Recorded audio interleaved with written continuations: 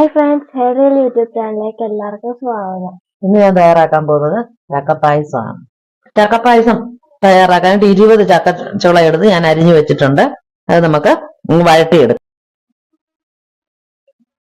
2 table spoon നെയ്യാണ് ഒഴിച്ചേക്കുന്നത്.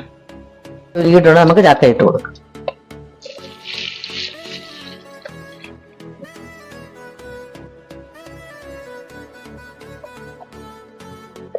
ഇനി നല്ലപോലെ നമുക്കൊന്ന് വഴട്ടി കൊടുക്കാം.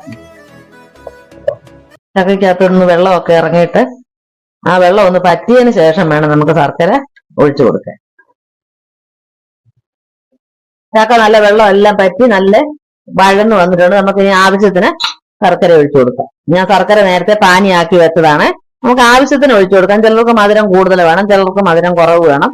ഈ ചക്കയ്ക്ക് നല്ല മധുരം ഉള്ളതായതുകൊണ്ട് ഞാൻ കുറച്ച് ഒഴിച്ചിട്ട് പിന്നെ ആവശ്യമുണ്ടെങ്കിൽ നമുക്ക് ഒഴിച്ചു കൊടുക്കാം.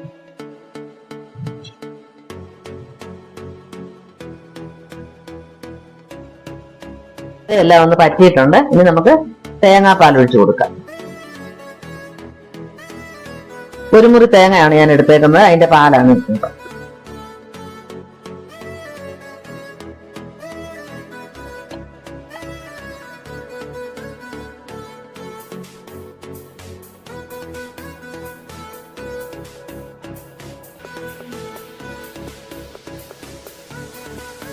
ഒന്നുകൂടെ നമുക്ക് നല്ലതായിട്ട് ഇത് ശർക്കരയും തേങ്ങാപ്പാലും എല്ലാം കൂടെ ഒന്ന് യോജിച്ച് നല്ലതായിട്ട് കുറച്ചു നേരം നമുക്കൊന്ന് ഇളക്കി കൊടുത്തിട്ട് നമുക്ക് ഇനിയും കുറച്ച് പശുവും പാലും കൂടെ നമുക്ക് ഒഴിച്ചു കൊടുക്കണം.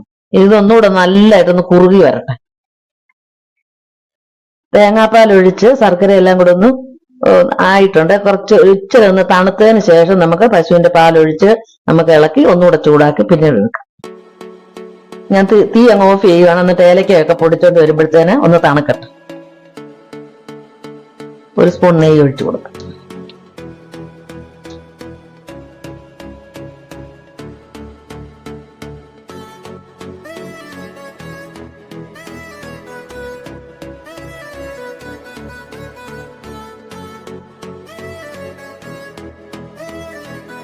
കാച്ചി വെച്ച പാലാണ് ഞാൻ അങ്ങ് ഒഴിച്ചു കൊടുക്കുക.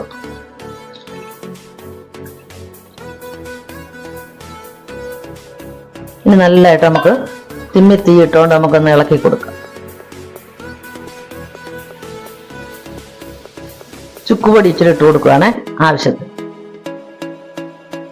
ഏലക്ക 3 എണ്ണം പൊടിച്ച ഏലക്ക.